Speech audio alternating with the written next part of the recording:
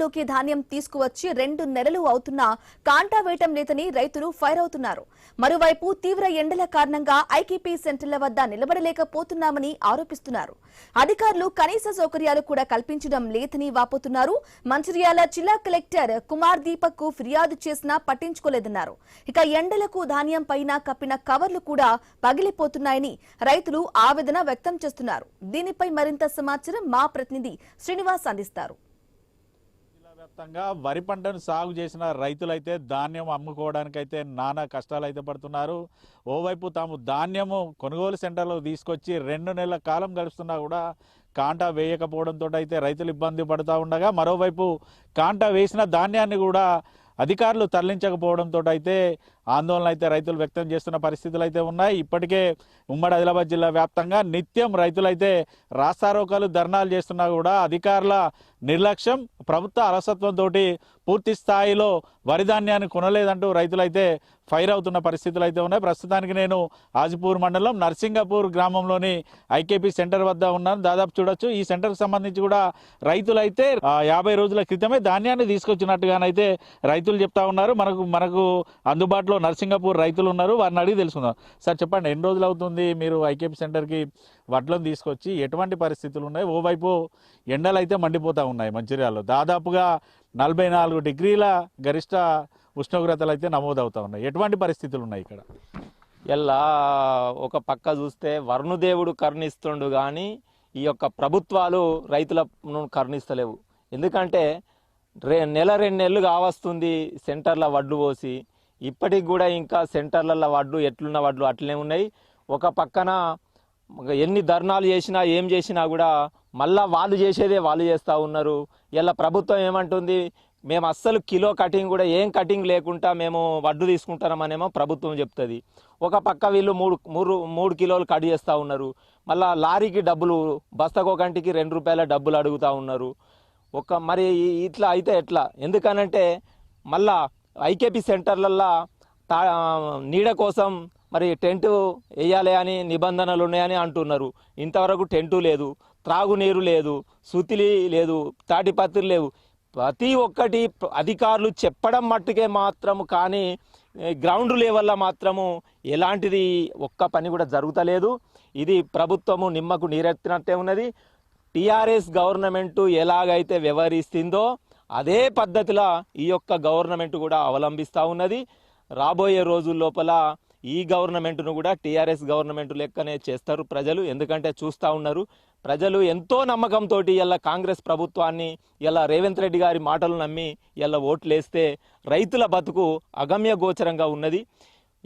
వెనుక పోతే ముందు పోతే గొయ్యి, వెనుక నుయ్యి అన్నట్టుగా అనే విధంగా ఇలా రైతు బతుకు తయారైంది. 120 రోజులు కష్టపడ్డ ఒక ఎత్తు అవుతుంది. ఈ నెల రోజులు మాకు 120 రోజులు, ఈ నెల రోజులు 120 రోజులు లెక్క అనిపిస్తూ ఉన్నది. రోజు కళ్ళంకాడికి రావడం, చూడడం, వెళ్ళిపోవడం. మరి ఇంకా వేరే పనులు ఎన్ని పనులు ఉంటాయి? రైతు అనేటోనికి 99 పనులు ఉంటాయి. ఆ పనులను విడిచిపెట్టి కూడా ఇవాళ ఈ యొక్క కళ్ళాల కాడ కూర్చుండడం జరుగుతూ ఉన్నది. ఇప్పటికైనా ప్రభుత్వం యుద్ధ ప్రాతిపదికన వర్షాలు రాకముందు ఈ యొక్క వడ్లను సెంటర్ల నుంచి గోదాములకు చేరితే చాలా బాగుంటుంది.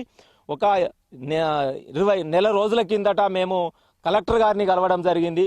నెల రోజులైనా కూడా కలెక్టర్ గారు ఇంకా కల్లాలల్లా వడ్లు పోతలేవు, వర్షాలు వస్తున్నాయి, మరి వడ్లు తడిచిపోతే మరి ఏం పనికిరావు కదా అని కలెక్టర్ గారిని అడిగితే, ఒక జిల్లా కలెక్టర్ అయి ఉండి కూడా ఏం చేయమంటున్నావు అని ఒక కలెక్టరే అట్లా సమాధానం చెప్పినప్పుడు ఇంకా ఎవరికి చెప్పుకునుడు అనేది ఒక్కసారి ఆలోచన చేయాలి.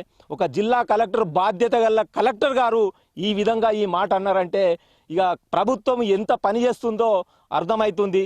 కాబట్టి ఇకనైనా ప్రభుత్వాలు మన ప్రజల సొమ్మును తినుకుంటా దున్నపోతులాగా బలిసి ఇలా కరిగోస వచ్చుకుంటున్నారు. రైతులను మాత్రం 1000 జీతాలు పెట్టి ప్రజలకు సేవ చేయమని అంటే ఇలా ఎవరికి ఇష్టం వచ్చిన రీతిగా వ్యవహరిస్తున్నారు. కాబట్టి ఇది రాబోయే రోజుల్లో ఇలా జరిగిందే ఉంటే ప్రమాదం. కాబట్టి రైతులము సంఘటితమైనప్పుడే రైతులు కూడా సంఘటితం అవుతుండ్రు.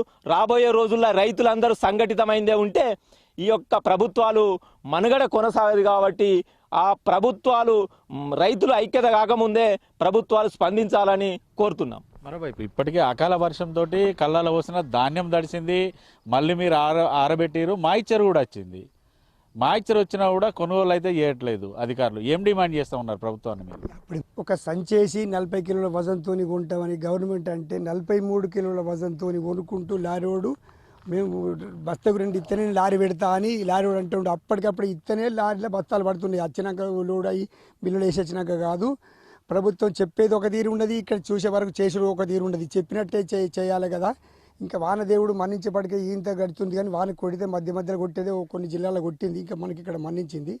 దయచేసి అధికారులే కానీ ప్రజాప్రతినిధులే కానీ రైతుల బాధను అర్థం చేసుకొని ఈ వారం లోపల కళ్ళాలలో ఎత్తు లేకుండా లారీలలో మిల్లులకు తరలించాలని ప్రజలందరం కోరుకుంటున్నాం. మరోవైపు ఇటు పూర్తిగా ఎండలు కొడుతూ ఉన్నాయి. ఐకేపీ సెంటర్లో ఎటువంటి ఏర్పాట్లు లేవు. పొద్దున వచ్చిందంటే కూడా సాయంత్రం దాకా కళ్ళాల నుంచి ఎప్పుడు వడ్లు పోతాయని మీరు ఇక్కడనే ఉండే పరిస్థితులు ఉన్నాయి. అధికారులేమో ఎవరైతే ఇక్కడ ఐకేపీ సెంటర్లో కనబడతలేరు. ఏంది అసలు అధికారులు ఏమంటారు? అసలు జోకే సిచ్యువేషన్ ఉందా? మిల్లర్లు ఉన్న అధికారులు కలిపి ఏమన్నా దందా చేస్తారని మీరు అనుకుంటారా? ఎట్లా ఉంది? మిల్లర్లు నర్సింగాపూర్ గ్రామ రైతులు నేను. మిల్లర్లు, ప్రజాప్రతినిధులు, అధికారులు ఇవి రైతులను మోసం చేయడానికి ముగ్గురు కలిసి చాలా మోసం చేస్తారు. ఇగో చిన్న వర్షానికే నా వడ్లు మొలకొచ్చి ఎంతో ఖరాబ్ అయినాయి. తర్వాత వరుణులు ఇంతవరకు వరుణులు కరుణిస్తే ప్రభుత్వాలు మాత్రం కరుణిస్తలేవు.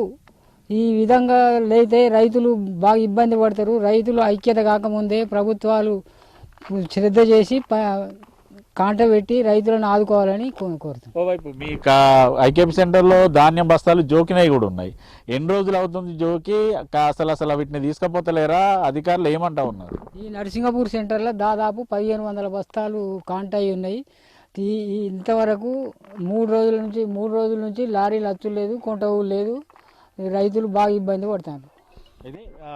ఇది కేవలం నర్సింగపూర్ సెంటర్కి సంబంధించిందే కాదు, దాదాపుగా ఉమ్మడి ఆదిలాబాద్ జిల్లా వ్యాప్తంగా కూడా కొనుగోలు కేంద్రాలను అయితే ఇటువంటి పరిస్థితులు ఉన్నాయి. ఓవైపు ఇటు వాతావరణ శాఖనేమో ఉమ్మడి ఆదిలాబాద్ జిల్లాలో నిర్మల్ జిల్లాకి రెడ్ అలర్ట్ అయితే జారీ చేసింది. ఇటు మంచిర్యాల జిల్లాలో కూడా 44 డిగ్రీల మేర గరిష్ట ఉష్ణోగ్రతలు అయితే నమోదవుతూ ఉన్నాయి. పూర్తిగా ఉదయం 9 గంటల నుంచి బాణుడు అయితే తన ప్రతాపాన్ని చూపెడుతున్నప్పటికి కూడా తమ ధాన్యాన్ని కాంటా వేయడానికి కూడా సుమారుగా 2 నెలల నుంచి రైతులైతే కొనుగోలు కేంద్రాల్లోనే ఉండాల్సిన పరిస్థితి. కొనుగోలు సెంటర్లో రైతులకు కూడా మినిమం ఫెసిలిటీస్ లేవు, కనీసం టెంటు లేదు, వాళ్ళు తాగడానికి నీటి సౌకర్యం కూడా అధికారులు కల్పించకపోవడంతో అయితే చెట్ల కిందనో లేదనుకుంటే అదే ఎండలో కూడా ఉండి తమ వడ్లను అమ్ముకోవడానికి అయితే రైతులైతే కష్టపడాల్సిన పరిస్థితి అయితే వస్తుంది. ఆరుగాలం కష్టపడి పంటలు పండించిన రైతుకు ఓవైపు మద్దతు ధర లేదు, మరోవైపు ఉన్నటువంటి ధాన్యాన్ని అమ్ముకుందామన్నా కూడా